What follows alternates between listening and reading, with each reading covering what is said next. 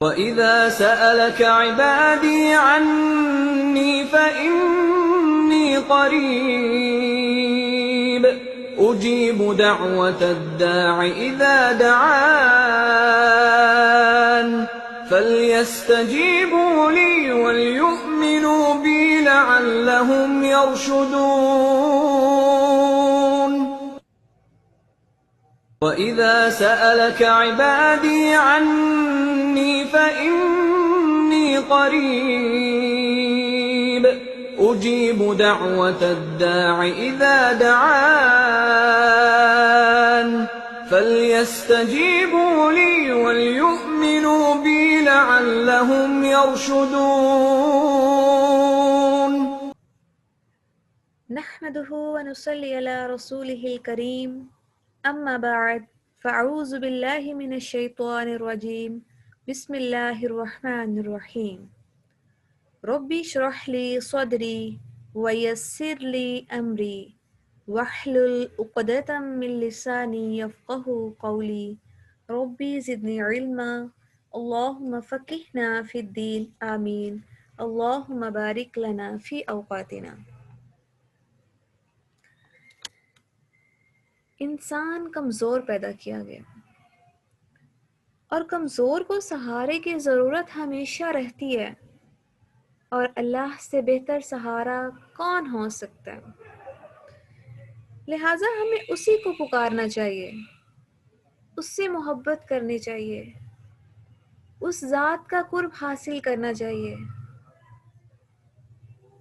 کیونکہ اللہ کا قرب جب ہمیں محسوس ہوتا ہے تو ہم اپنی ہر ضرورت میں لوگوں کو نہیں بلکہ اللہ کو پکارتے ہیں۔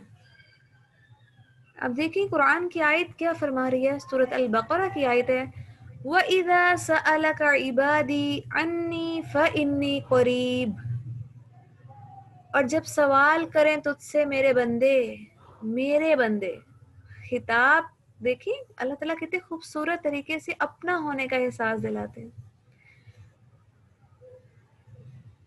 سوال کریں تجھ سے میرے بندے میرے بارے میں، فَإِنِّي قریب، تو بے شک میں قریب ہوں، اجیب دعوت الداعِ اذا دعان، تو جب کوئی مجھے پکارتا ہے تو میں پکارنے والے کی پکار کا جواب دیتا ہوں۔ پھر آگے اللہ تعالیٰ نے 2 شرطیں رکھ دی، فَلْيَسْتَجِيبُوا لِي وَلْيُؤْمِنُوا بِي، کہ میں سنوں گا جب بھی پکارو گے، دن کو پکارو گے، رات پکارو گے، صبح پکارو گے، تہجد میں پکارو گے، دل میں پکارو گے، زبان سے پکارو گے، میں سنوں گا، لیکن 2 شرائط رکھتی، فَلْيَسْتَجِيبُوا لِي وَلْيُؤْمِنُوا بِي، پہلی کیا؟ فرما برداری کرنی ہوگی، اور دوسری اور چاہیے کہ ایمان لائیں، ارکان پورے کریں، فرائض پورے کریں، اس کے بعد سنتوں پہ آئیں، اور جب سنتیں پوری ہو جائیں پھر نوافل پہ آ جائیں۔ تو اللہ کا جو قرب ہے نا وہ محسنین ہی پا سکتے ہیں۔ اسی طرح سے محسن کون ہوتا ہے؟ ہر کام کو ایکسیلنس کے لیول پہ کرنے والا، بڑھ چڑھ کے نیکی کے کاموں میں حصہ لینے والا۔ تو جب بھی کوئی نیکی کا کام کریں تو اس کے بعد فوراً اپنے لیے دعا کریں، اس کے بعد دعائیں قبول ہوتی ہیں۔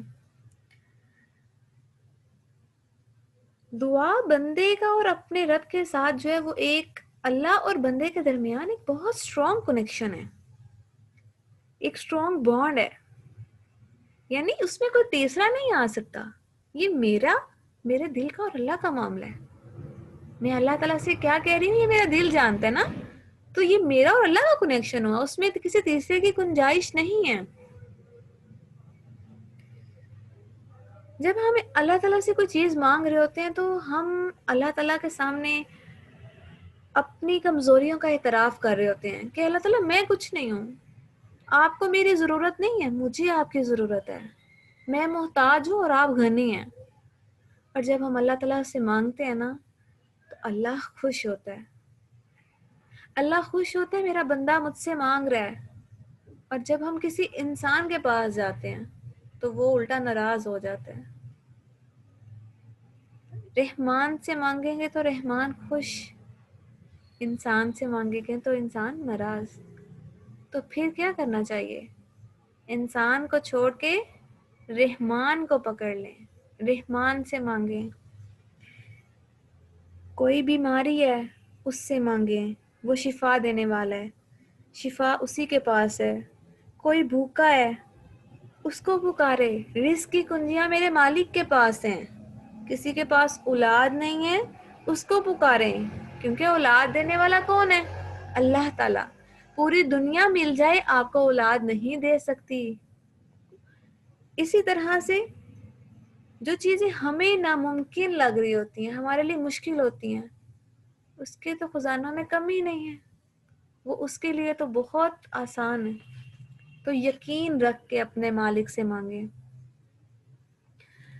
اگر ہم نبی صلی اللہ علیہ وآلہ وسلم کی زندگیوں کا جائزہ لیں تو دیکھتے ہیں کہ اٹھنے بیٹھنے سے لے کے ہر طرح کا جو ہے نا وہ ہمیں سکھا دیا گیا، ہمیں بتا دیا گیا کہ کیا کرنا ہے، کھانا کیسے کھانا ہے. اس سے پہلے دعا ہے، چلنا ہے دعائیں ہیں، سیڑھیاں اترنا چڑھنا دعائیں ہیں، سونا ہے دعائیں ہیں، جاگنا دعائیں ہیں. مطلب زندگی ہی دعاؤں میں گزر گئی ان کی، ہمیں سکھاتے سکھاتے. پھر اسی طرح ہم دیکھتے ہیں کہ ایک حدیث میں آتا ہے الدعاء والعبادہ. دعا کیا ہے؟ عبادت ہے. ہم اگر دیکھیں ارکان اسلام کو تو نماز خود ایک دعا ہے. ہم اس میں دعا مانگتے ہیں، دعائیں کرتے ہیں. حج کو دیکھتے ہیں تو حج کا پورا جو ایک پیریڈ ہے حج کا، وہ دعاؤں میں گزر جاتا ہے. روزے کی حالت میں دعائیں مانگتے ہیں تو وہ قبول ہوتی ہیں. تو یہاں پہ جو ہے وہ قبولیت کے بارے میں جو ہے یہ وضاحت کرنا ضروری ہے کہ کچھ لوگ دعا کو محض صرف اس لیے جو ہے نا وہ نہیں مانگتے کہ ان کی دعائیں قبول نہیں ہوتی، وہ مایوس ہو جاتے ہیں. تو دعا مانگنے کے بھی کچھ آداب ہیں، کیونکہ کوئی بھی چیز اگر بغیر مینرز کے کی جائے تو وہ اس لیول کا جو ہے نا وہ نہیں درجہ رکھ سکتی جس لیول پہ اسے رکھنا ہوتا ہے.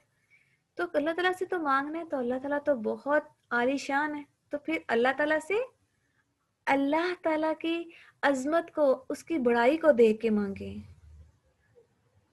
تو دعا کے آداب دیکھتے ہیں کہ حمد و ثنا، سب سے پہلے اللہ کی تعریف، اس کے بعد درود و سلام، درود پڑھ کے دعا کریں، استغفار کی کثرت کریں، اور سب سے پہلے اپنے لیے دعا کریں. کتنا خوبصورت طریقہ سکھایا گیا ہمیں، اپنے لیے دعا کریں سب سے پہلے، پھر اس کے بعد اپنے ماں باپ کے لیے، بہن بھائیوں کے لیے، رشتہ داروں کے لیے، دوستوں کے لیے، باقی سب بعد میں، پہلے اپنے لیے مانگیں. اصرار و تکرار کے ساتھ جو ہے وہ دعا کریں، ضد کریں اللہ سے، بار بار مانگیں. کبھی آپ نے دیکھا کسی بچے کو روتے ہوئے، جب اس کو بھوک لگی ہوئی ہوتی ہے تو وہ کس طرح سے اپنی بات منواتا ہے کہ مجھے یہ چاہیے، مجھے دودھ دو، تو پھر اس کی ماں اس کو دے دیتی ہے. اسی طرح سے اللہ سے رو رو کے مانگے تو وہ آپ کو دے گا. حضور قلب سے مانگے، یعنی فوکسڈ ہو کے، کنسنٹریشن کے ساتھ، آپ کا دھیان دعا کے اوپر ہو، آپ کے دل میں اس ٹائم پہ کوئی چیز نہ آ رہی ہو، غفلت نہ ہو، خالص دل ہو، یقین کامل ہو. پھر یہ یقین بھی ہو کہ اللہ تعالیٰ جو ہے وہ میری دعاؤں کو سننے والا ہے، وہ میری دعاؤں کو قبول کرے گا. اللہ تعالیٰ کی اسماء و صفات، کہ اللہ تعالیٰ کے ناموں کو لے لے کے دعا کرنا. کس طرح سے؟ یا اللہ تیری ذات کبریائی ہے، یا اللہ تجھے تیری کبریائی کا واسطہ، اللہ تجھے تیری رحیمی کا واسطہ. پھر اسی طرح سے اپنے نیک اعمال کا وسیلہ بنا کے دعا کریں کہ اللہ میں نے کوئی نیک کام کیا، اس کے بدلے میری دعا کو قبول کر لے. پھر دعا کے آخر پہ درود پڑھنا. حدیث میں آتا ہے کہ دعا زمین اور آسمان کے درمیان میں معلق رہتی ہے جب تک درود اس کے اول اور آخر نہ پڑھا جائے، کیونکہ جب ہم درود پڑھ لیتے ہیں نا تو ہم اپنے دعا کو سیو کر لیتے ہیں. اس لیے دعا مانگنے کا جو طریقہ ہے پہلے درود پڑھے، دعا مانگے، پھر درود پڑھے.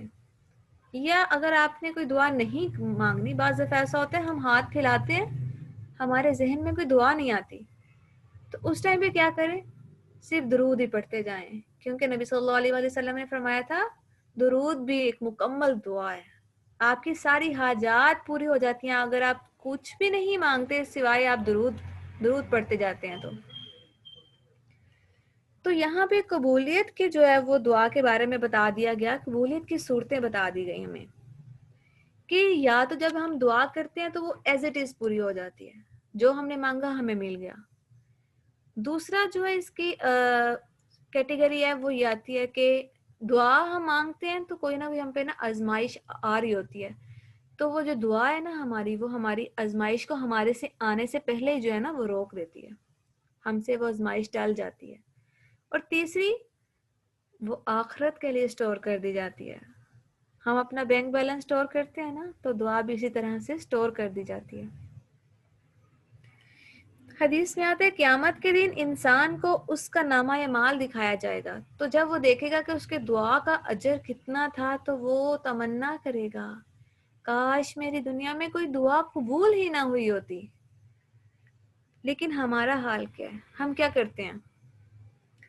ہماری دعا قبول نہ ہو تو ہم اللہ تعالیٰ سے مانگنا چھوڑ دیتے ہیں، ہم اللہ تعالیٰ سے ناراض ہو جاتے ہیں، ہم نمازیں پڑھنا چھوڑ دیتے ہیں، ہم اپنے آپ کو بدقسمت سمجھنا شروع ہو جاتے ہیں کہ اللہ تعالیٰ تو میری دعا سنتا ہی نہیں ہے، میں گناہ گار ہوں. تو اس لیے اللہ تعالیٰ سے مانگتے ہوئے جھجکے نہیں، خلوص نیت سچائی کے ساتھ اللہ تعالیٰ سے مانگے. دعا کی فضیلت اور اہمیت تو بہت زیادہ ہے. اہمیت کیا ہے دعا کی؟ کہ دعا نہ مانگنے سے اللہ ناراض ہوتا ہے، تو اللہ کی ناراضگی کو مول نہیں دینا، دعائیں کریں. اسی طرح سے دعا کی فضیلت دیکھیں، اللہ تعالیٰ کے ہاں دعا سے زیادہ قابل قدر کوئی چیز نہیں. اللہ کو دعا بہت پسند ہے، اللہ کو بندے کی عاجزی بہت پسند ہے کہ اللہ کے سامنے عاجز ہوا جائے. ہم اگر کسی کو کوئی گفٹ دیتے ہیں نا، کوئی فزیکل گفٹ ہو، ہم اس کو دیں تو اسے بہت خوشی ہوتی ہے. تو کبھی کبھی کسی کو جو ہے نا وہ دعا کا گفٹ بھی دیا کریں، اس کے لیے کوئی دعا کیا کریں. سب سے بہترین جو گفٹ ہے کسی کے لیے وہ دعا ہے. اور ہم دعا کی تلقین بھی کر سکتے ہیں دوسروں کو کہ ہمارے لیے دعا کریں. ایک حدیث میں اس میں آتا ہے کہ حضرت عمر رضی اللہ عنہ جب عمرہ پہ ایک دفعہ جانے لگے تو نبی صلی اللہ علیہ وآلہ وسلم نے کہا کہ عمر مجھے بھی اپنی دعاؤں میں یاد رکھنا. تو جب بھی کوئی حج و عمرہ کو جائے تو اسے لازمی تلقین کریں کہ میرے لیے دعا ضرور کیجیے گا. بعض دفعہ ایسا ہوتا ہے کہ انسان بہت زیادہ مایوسی اور اندھیروں کے اندر جو ہے وہ گم ہو جاتا ہے، اپنی ذات اسے بھول جاتی ہے، اس کے پاس کوئی نہیں ہوتا، ماں باپ چھوٹ جاتے ہیں، فیملی ختم ہو جاتی ہے، دوست ختم ہو جاتے ہیں، اپنے بھی ساتھ نہیں دیتے. تو اس ٹائم بے کسی کا عالم، آپ سوچیں وہ کیا عالم ہوتا ہے نا جب آپ بالکل تنہا ہیں، آپ کسی کو پکارنا بھی چاہ رہے ہیں، کسی کو اپنی مدد کے لیے بلانا چاہ رہے ہیں لیکن آپ نہیں بلا پا رہے. تو اس ٹائم دل سے آواز نکلتی ہے کہ نہیں، ابھی ایک سہارا ہے، ابھی ایک دروازہ کھلا ہوا ہے جہاں میں اپنے مصائب و آلام کی داستان جو ہے وہ بیان کر سکتا ہوں. سورۃ النمل کے اندر جو ہے وہ آیت نمبر 62 میں آتا ہے اَمَّن يُجِيبُ الْمُضْطَرَّ إِذَا دَعَاهُ وَيَكْشِفُ السُّوءَ، بھلا کون ہے جو بے قرار کی دعا قبول کرتا ہے جب وہ اسے پکارتا ہے تو اس کی تکلیف دور کرتا ہے. وَيَجْعَلُكُمْ خُلَفَاءَ الْأَرْضِ، اور وہ تمہیں خلیفہ بناتا ہے زمین میں. أَإِلَٰهٌ مَّعَ اللَّهِ، کیا اللہ کے ساتھ جو ہے وہ اللہ کے سوا کوئی اور ہے؟ نہیں، اللہ کے سوا کوئی نہیں ہے، وہ ازل سے ہے، وہ ابد تک ہے.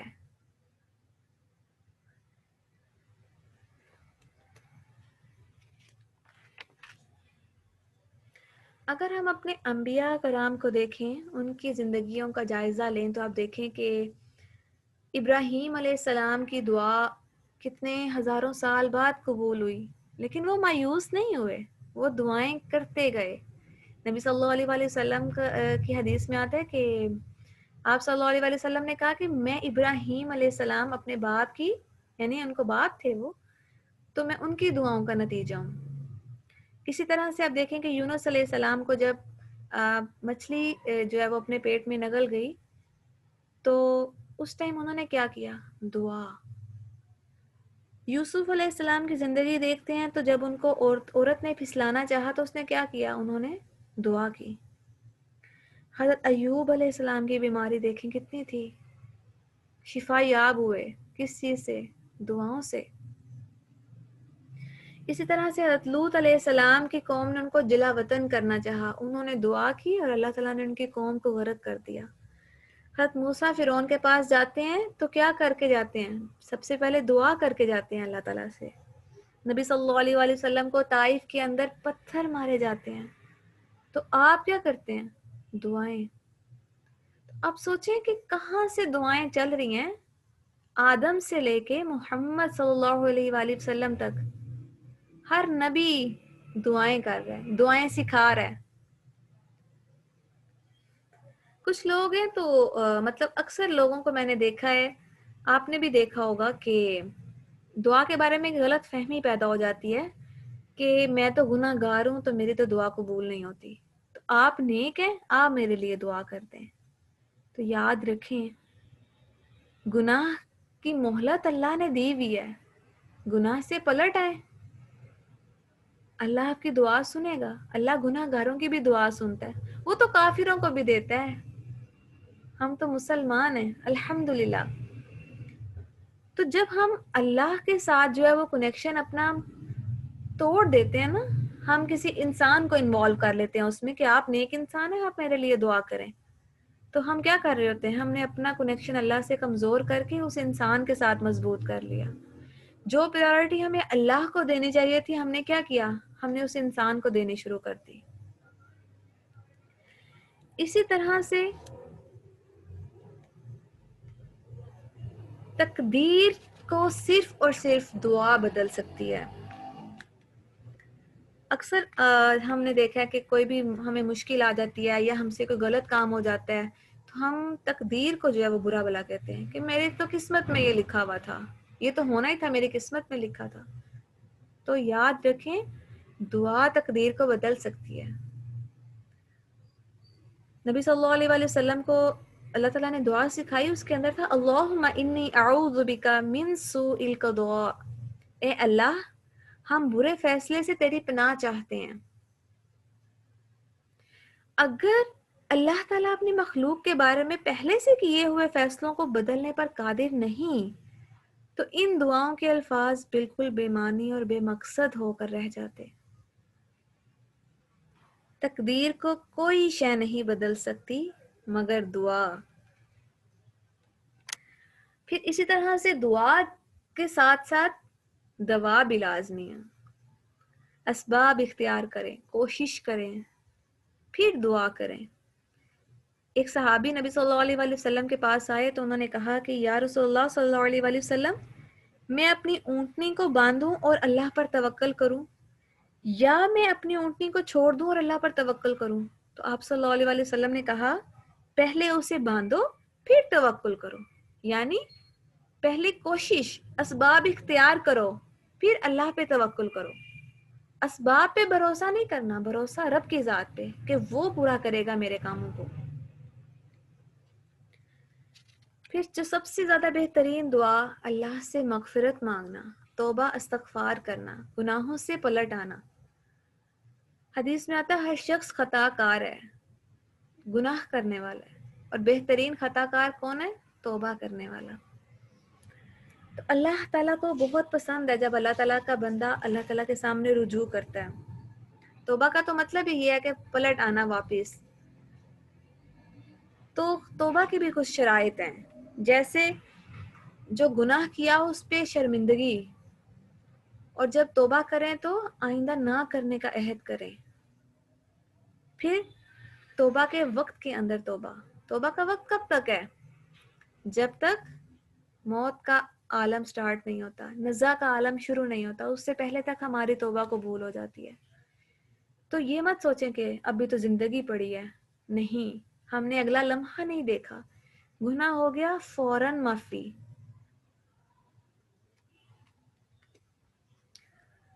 کچھ کلمات ہمیں جو ہے وہ سکھائے گئے ہیں، اس میں اعظم میں بھی آتے ہیں یہ کلمات، کہ ان کو مانگنے سے جو ہے وہ دعا قبول ہوتی ہے۔ جیسے لا الہ الا انت سبحانک انی کنت من الظالمین، اللہم انی اسألک بانک انت اللہ لا الہ الا انت الاحد الصمد الذی لم یلد ولم یولد ولم یکن له کفوا احد، لا الہ الا اللہ وحدہ لا شریک لہ، لہ الملک ولہ الحمد وہو علی کل شیء قدیر، سبحان اللہ والحمد للہ ولا الہ الا اللہ واللہ اکبر ولا حول ولا قوة الا باللہ العلی العظیم۔ پھر اس کے بعد ہمیں بتائے گئے کچھ حدیث کے اندر قبولیت دعا کے اوقات، ٹائمنگز بتا دی گئیں کہ ان ٹائمنگز میں، ان لمحوں میں دعائیں قبول ہوتی ہیں، لہٰذا انہیں رائگاں مت کریں، انہیں ضائع مت کریں۔ رات کے آخری حصے میں، تہجد کے وقت میں مانگی گئی دعائیں رد نہیں ہوتی۔ اسی طرح اذان اور اقامت کے درمیان، سجدے کی حالت میں انسان اللہ کے سب سے زیادہ قریب ہوتا ہے، تب دعائیں کریں، تب دعائیں قبول ہوتی ہیں۔ جمعہ کے دن کوئی ایک ایسی گھڑی ہوتی ہے جب اللہ تعالیٰ انسان کی دعاؤں کو سنتا ہے، اس کو قبول کرتا ہے۔ بارش کے وقت میں کی گئی دعائیں، تو ہم تو بارش کو کیا کرتے ہیں؟ انجوائے، پکوڑے بنائے اور انجوائے کیا، ٹھیک ہے، انجوائے اپنی جگہ پہ، لیکن ساتھ دعائیں بھی کریں۔ اسی طرح 9 ذی الحجہ کو یوم عرفہ کے دن دعائیں قبول ہوتی ہیں۔ توبہ کرنے والے کی دعا دن یا رات میں کسی بھی وقت وہ مانگتا ہے تو اللہ تعالیٰ اس کو سنتا ہے، اللہ اس کو قبول کرتا ہے، اللہ تعالیٰ اس کی توبہ کو قبول کرتا ہے۔ اسی طرح زمزم پینے سے قبل کوئی بھی دعا کی جائے وہ قبول ہوتی ہے۔ اب وہ لوگ جن کی دعائیں سنی جاتی ہیں، جن کی دعائیں کبھی رد نہیں ہوتی، مظلوم کی دعا ظالم کے حق میں عرش ہلا دیتی ہے۔ مسافر کی دعا، اس لیے جب بھی سفر کو جائیں، سفر پہ نکلیں تو اپنے پاس کارڈز رکھیں، ضرور دعائیں پڑھیں، دعائیں کرتے جائیں اپنے لیے، سب کے لیے۔ باپ کی دعا بیٹے کے حق میں، اسی طرح سے حج و عمرہ کرنے والے کی دعا، نیک اولاد کی دعا والدین کے حق میں، روزہ دار کی دعا، مسلمان بھائی کی غیر موجودگی میں کی گئی دعا۔ ایک تو نا کہ ہم سامنے کسی کو دعا دے دیں، اور ایک جب وہ موجود نہ ہو تو اس کے لیے دعا کرنا، اپنی دعاؤں میں دوسروں کو یاد رکھنا، یہ سب سے بڑا تحفہ ہے اس شخص کے لیے جس کے لیے آپ دعا کر رہے ہیں۔ تو جب آپ کسی کے لیے دعا مانگ رہے ہوتے ہیں نا، تو فرشتہ آپ کے لیے وہی دعا کو آمین کر رہا ہوتا ہے، وہ کہہ رہا ہوتا ہے اللہ اس نے اس کے لیے مانگی، آپ بھی اس کو یہ چیز دے دیں۔ تو اپنے لیے جو دعا آپ کو چاہیے کہ آپ کی قبول ہو، آپ اس کو دوسروں کے لیے مانگنا شروع کر دیں، انشاءاللہ وہ آپ کو بھی مل جائے گا۔ اسی طرح سے وہ لوگ جن کی دعائیں قبول نہیں ہوتی، رزق حرام کمانے والے کی دعا قبول نہیں ہوتی، قطع تعلقی کرنے والے کی دعا اللہ تعالیٰ نہیں سنتا۔ رشتوں کو جوڑیں، کاٹے نہیں۔ کوئی آپ سے کاٹتا ہے آپ اس کو جوڑیں۔ جہاں صلہ رحمی ہم دیکھتے ہیں کہ وہ عمر بڑھاتی ہے، تو قطع رحمی عمر کم کرتی ہے۔ تو اپنی عمر بڑھائیں اور دعا کو قبولیت کا درجہ دیں۔ غفلت اور لاپرواہی سے دعا کرنے والے کی، مطلب دل ہمارا اس طرف ہے ہی نہیں، اور ہم استغفر اللہ استغفر اللہ استغفر اللہ، نہیں، اللہ غفلت دل کی دعا کو قبول نہیں کرتا۔ زنا کرنے والے کی دعا قبول نہیں ہوتی۔ اسی طرح سے امر بالمعروف اور نہیں عن المنکر کرنے والے، نہ کرنے والے کی، یعنی ہم نیکی کا حکم ہی نہیں دے رہے، ہم برائی سے کسی کو روک ہی نہیں رہے، تو ہماری دعا قبول نہیں ہوگی۔ اب کچھ الفاظ ایسے ہوتے ہیں جو ہمیں نہیں مانگنے چاہیے، لیکن جب ہم ستائے ہوئے ہوتے ہیں تو ہم اپنے لیے وہ دعائیں مانگتے ہیں، تو ایسے الفاظ اپنے منہ سے نکالنے سے پرہیز کریں، جیسے پرتکلف الفاظ کا استعمال، کہ اپنی زبان کو بناوٹ اختیار کرنا، لوگوں کو دیکھنا اور اور ساتھ ہی جو ہے وہ رونے کی ایکٹنگ کرنا نہیں. اللہ کو ایسی تکلف نہیں چاہیے. سادہ دل سے مانگے. دعا میں غیر ضروری باتیں کرنا. اللہ تعالیٰ کو اتھینٹک دعائیں پسند ہیں، تو لہٰذا اتھینٹک دعائیں کریں. انبیاء کرام کی دعائیں مانگیں، ان کی دعائیں اتھینٹک تھیں. وہ دنیا اور آخرت دونوں کو لے کے چلتے تھے، وہ دونوں دعائیں مانگتے تھے. پھر اسی طرح سے اپنے گناہوں کی سزا دنیا میں پانے کی دعا کرنا کہ اللہ تعالیٰ مجھے آخرت میں سزا نہ دینا، مجھے اس کی سزا دنیا میں دے دے. تو ہو سکتا ہے اللہ تعالیٰ نے آپ کی کسی نیکی کے بدلے اس کو معاف کر دیا ہو اور آپ اپنے لیے دنیا میں وہ سزا تجوید کروا رہے ہیں. تو اس سے بھی احتیاط کرنی چاہیے. پھر اسی طرح سے اپنے لیے، اپنی اولاد اور خادم کے لیے بد دعا کرنا غلط ہے، نہیں کرنی چاہیے. پھر اسی طرح سے موت کی دعا مانگنا. 1000 تکالیف آ جائیں، 1000 آزمائشیں آ جائیں، موت کی دعا نہیں. گناہ کی دعا کرنا، یعنی کوئی گناہ کا کام کرنا ہے اور اس کے لیے دعا مانگنا. دعا میں جلدی طلب کرنا کہ بس مل جائے. اب دعا مانگتے ہوئے اللہ کے ساتھ کسی نبی، ولی یا بزرگ کو شریک کرنا. آپ کا کنیکشن اللہ کے ساتھ اتنا سٹرونگ ہونا چاہیے کہ آپ کو کسی انسان کی ضرورت ہی نہ پڑے. آپ کو یقین کامل ہو کہ میں جس سے مانگ رہی ہوں وہ تو سب کا ولی ہے، میں اس سے مانگوں وہ مجھے دے گا. مجھے دنیا کا کوئی شخص نہیں دے سکتا. مجھے کسی کی دعا تب تک لگ ہی نہیں سکتی جب تک وہ نہیں چاہے گا. تو کیوں نہ پھر بندوں سے توڑ کے اللہ سے جوڑوں.